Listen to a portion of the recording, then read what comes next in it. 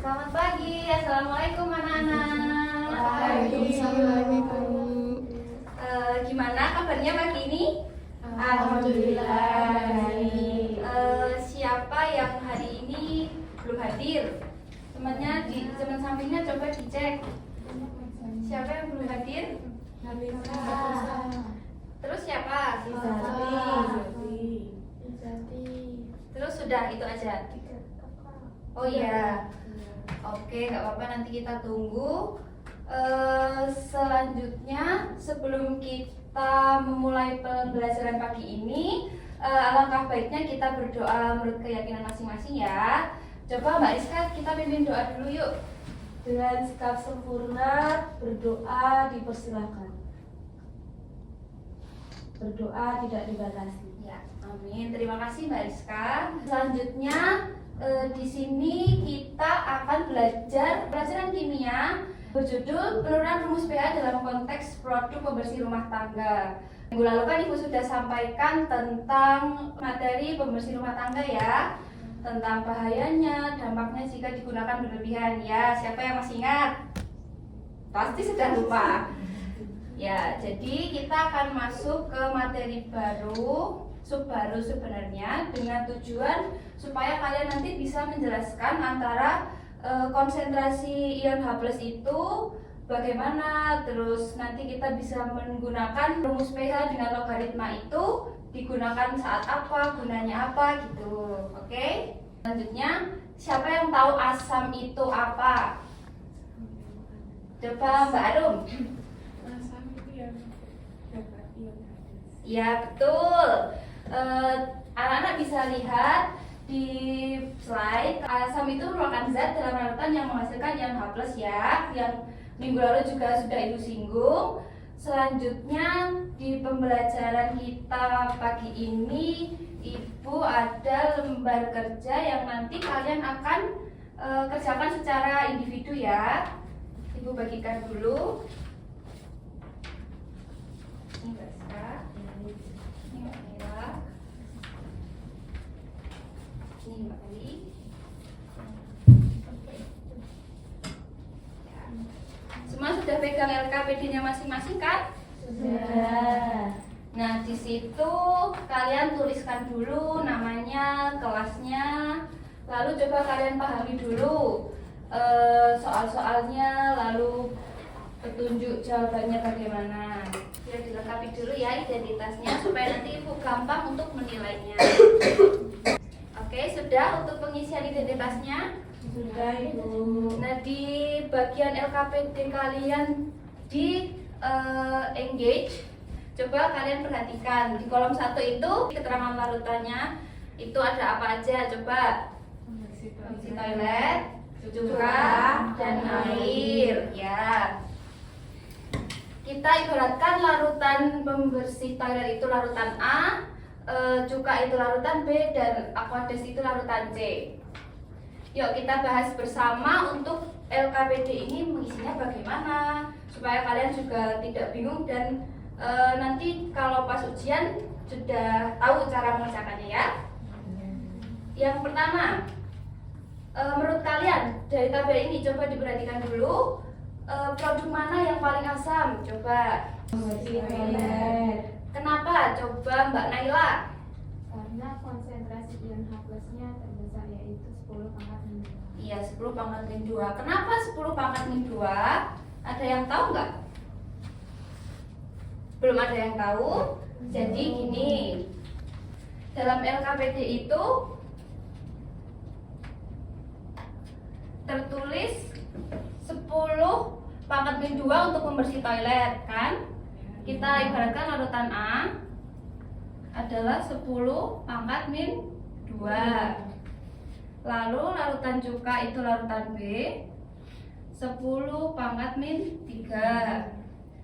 Larutan C untuk aquades 10⁻7. Kenapa jawaban Mbak Naila itu konsentrasi ion H+-nya 10⁻², padahal di sini ada 7. Jadi penjelasannya seperti ini. Jika 10⁻², 10⁻3, 10⁻7 ini dijabarkan dalam bentuk desimal, mereka bentuknya akan seperti ini. Begini. Jadi, kalian juga sudah tahu kan kalau misal perbandingan angka desimal seperti ini yang paling besar yang mana?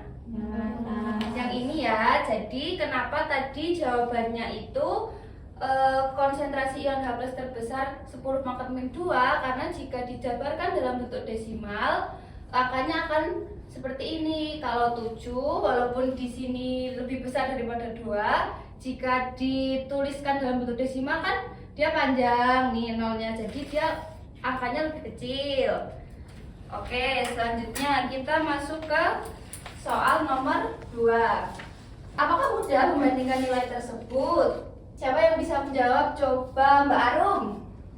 Tidak mudah karena nilai konsentrasi ditulis dalam bentuk bilangan berpangkat negatif yang sangat kecil sehingga sulit dibandingkan secara langsung. Iya, jika kita membandingkan angka nih, misal 10 pangkat min 2, 10 pangkat min 3, 10 pangkat min 5, dan seterusnya, itu akan lebih susah.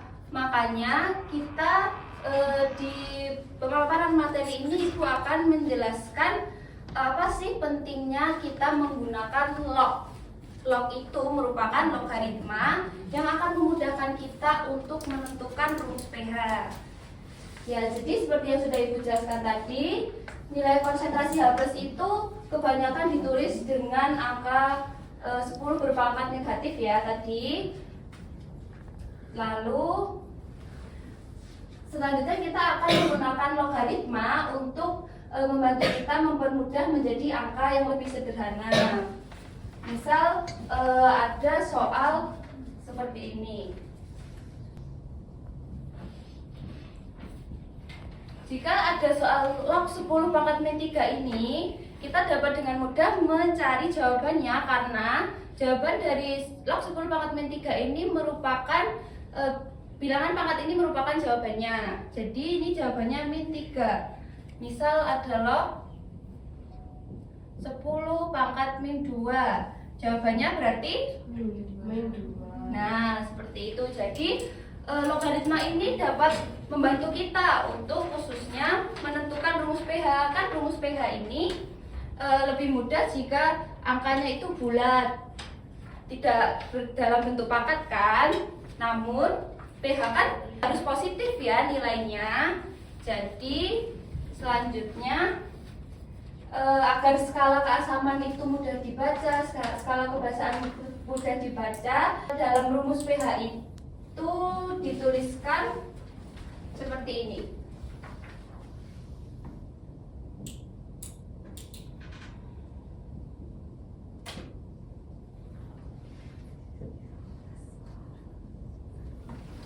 Nah, kenapa sih Bu harus ada tanda negatif? Seperti yang Ibu bilang tadi, pH itu nilainya positif. Jadi kita tambahkan negatif di depan supaya nanti jika dihitung itu hasilnya positif ya anak-anak.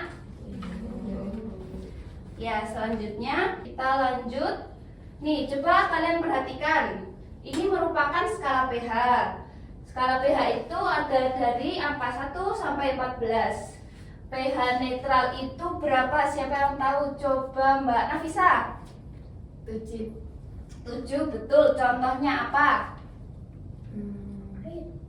Air, betul. Selanjutnya di angka skala pH 1 sampai 6 itu merupakan asam. Selanjutnya angka pH 8 sampai 14 itu basa. Nah, kalau misal kita mau mencuci piring, mau mencuci baju, itu pembersihnya basa atau asam?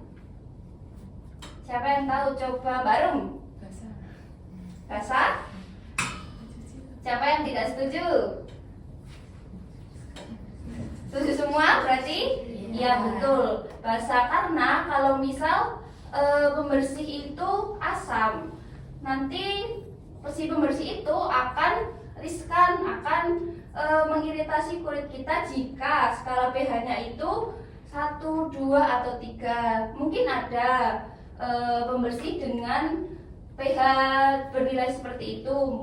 Contohnya untuk membersihkan kerak, untuk membersihkan Noda yang mungkin sulit hilang itu mungkin ada, cuman penggunaannya itu harus dibarengi dengan APD yang lengkap. Jadi misal kita membersihkan kamar mandi di rumah, disuruh ibu, kita harus pakai sarung tangan latex gitu ya anak-anak. Jadi supaya kita tuh juga dapat memprotek diri kita agar tidak membahayakan kesehatan diri kita juga kan. Setelah materi yang ibu sampaikan tadi, coba siapa yang bisa menuliskan rumus pH dan menjelaskan mengapa digunakan tanda negatif pada rumus tersebut? Coba Mbak Rizka. Agar hasilnya nanti positif. Terus?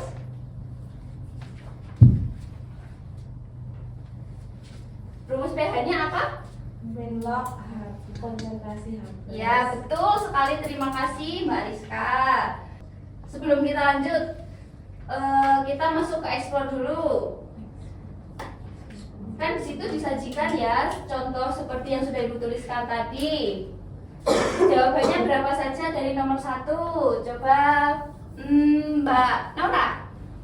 Nomor 1 minus 2, nomor 2 minus 3, nomor 3 minus 7. Iya, betul sekali ya. Kalian sudah bisa menghitung dengan mudah ya, karena ini sederhana. Di penurunan rumus pH asam ini sederhana. Jadi tidak memerlukan rumus yang rumit, yang banyak gitu.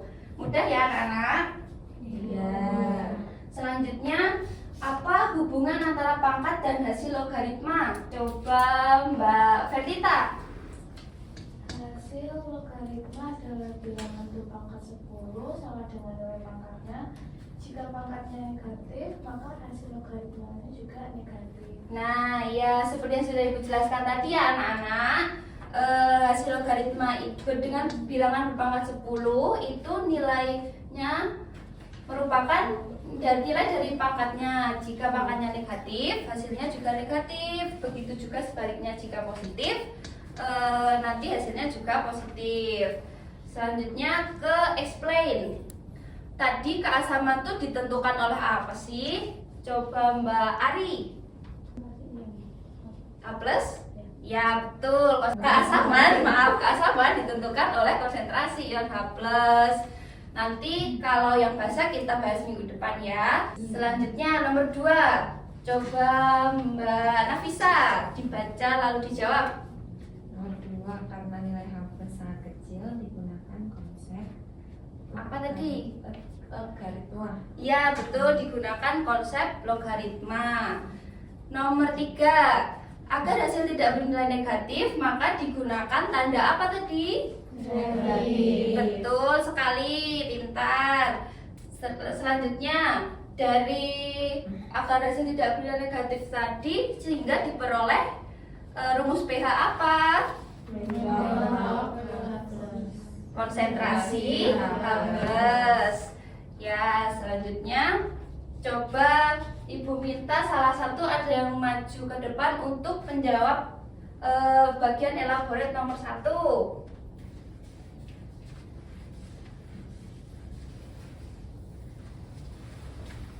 Coba Mbak Ferlita.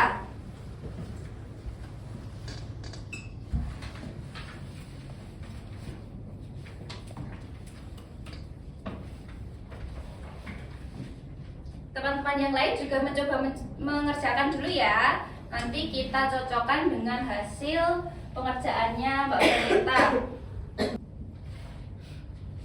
Nah, sudah, terima kasih Mbak Ferlita. Coba anak-anak perhatikan di sini jawaban Mbak Ferlita, adakah yang berbeda menjawabnya? Jawabannya 5 pH-nya. Sama semua, bagus. Berarti kalian sudah bisa ya. Kita berarti bisa lanjut ke soal nomor 2.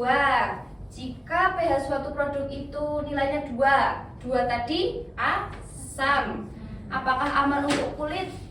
Tidak. Kenapa? Karena pH bernilai 2 bersifat sangat asam. terus Produk dengan pH rendah ini dapat menyebabkan iritasi kulit. terus tadi kita perlu APD yang lengkap. ya, terima kasih Mbak Rizka sudah membantu Ibu. Berarti kalian sudah paham. Kita lanjut ke bagian refleksi. Mengapa sih kita tuh harus penting memahami pH dalam memilih produk pembersih rumah tangga? Coba Mbak Nafisa. Karena pH menentukan tingkat keasaman pemeriksaan suatu produk yang mempengaruhi efektivitas dan keamanannya. Dengan paham tentang pH ini, tentunya kita dapat memilih atau menggunakan produk secara bijak agar tidak membahayakan kesehatan maupun lingkungan. Ya, betul sekali. Terima kasih Mbak Nafisa sudah menjawab. Jadi, jawaban teman-teman yang lain juga sama seperti itu? Sama, berarti kita bisa lanjut. Ibu coba kasih pertanyaan. Kalau konsentrasi ion H+ suatu larutan itu 10 pangkat min 3 molar, berapa nilai pH tersebut? 3. Betul. Kita lanjut ke nomor 3. Suatu produk pembersih pH-nya 2. Terus dampak terhadap kulit tadi apa yang sudah ada di LKPD? Betul sekali. Kalian sudah paham. Selanjutnya untuk pembelajaran minggu depan berarti kita bisa lanjut ke bagian bahasa ya anak-anak. Nah, sebelum mengakhiri pembelajaran pagi ini, kalian bisa men-scan dulu untuk tugas kalian nanti di rumah. Ini pilihan ganda. Jadi batas pengumpulannya nanti malam ya. Jadi ini cuma sebentar kok. Mungkin 5 menit gampang. Nanti kan kalian sudah bisa ya. Nah, sebelum itu LKPD-nya boleh dikumpulkan dulu. Terima kasih ya anak-anak. Jadi gimana nih kalian habis Ibu terangkan tentang penurunan rumus pH, ada yang pusing? Apa ada yang seneng? Seneng karena udah ya, kalian juga jadi tahu kalau misal pH itu juga berguna. Jadi nggak cuma sekedar angka doang. Jadi kita perlu memahami, kita tuh punya ilmu buat bekal kalau kita nanti mau melakukan sesuatu gitu ya anak-anak. Iya Ibu. Nah, sudah sampai slide terakhir. Sekian yang dapat Ibu sampaikan. Mohon maaf jika Ibu terdapat kesalahan dalam menyampaikan materi pada pagi hari ini. Sebelum kita mengakhiri pembelajaran hari ini, ya alangkah baiknya kita berdoa terlebih dahulu. Berdoa dimulai. Berdoa tidak dibatasi. Terima kasih anak-anak sudah memperhatikan Ibu dengan secara seksama. Wassalamualaikum warahmatullahi wabarakatuh. Waalaikumsalam warahmatullahi wabarakatuh. Terima kasih Bu. Sama-sama.